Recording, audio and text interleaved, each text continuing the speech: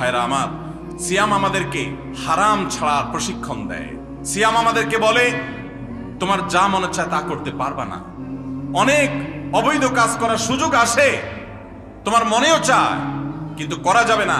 কারণ যে তুমি রোজা রয়েছো, রোজা রেখে তুমি ট্রেনিং নিয়েছো যে পানি থাকলেই পান করা যাবে না, খাদ্য থাকলেই খাওয়া যাবে না, ক্ষুধা থাকলেই খাওয়া যাবে না, আল্লাহর ভয়ে বেঁচে থাকতে হবে। এই বিষয়টাকে সামগ্রিক জীবনে অ্যাপ্লাই যেন করি, সেই শিক্ষাটাই রমজানের রোজা আমাদেরকে দেয়। আল্লাহ আমাদেরকে সেই শিক্ষা গ্রহণ করার তৌফিক দান করুন।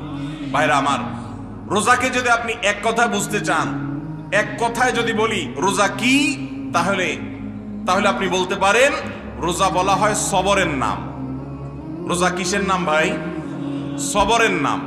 ওই যে ক্ষুধা আছে, খাবারও আছে, তৃষ্ণা আছে, পানিও আছে, তারপরও খাচ্ছেন না, এর নাম সবর। এর নাম কি? ধৈর্য ধারণ করা, নিজেকে নিয়ন্ত্রণ করতে শিখা।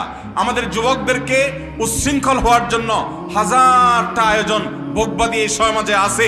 ইসলাম শুধু বলে ভোগ নয়, ত্যাগ করতে শিখো, কন্ট্রোল করতে শিখো, নিয়ন্ত্রণ করতে শিখো নিজেকে।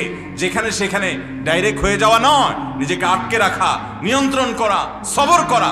সবর মানে শুধু বিপদে ধৈর্য ধারণ করার নামই সবর নয়। সবর মানে নিজেকে যে কোনো কাজে আবদ্ধ করে ফেলা, এটা হলো সবর।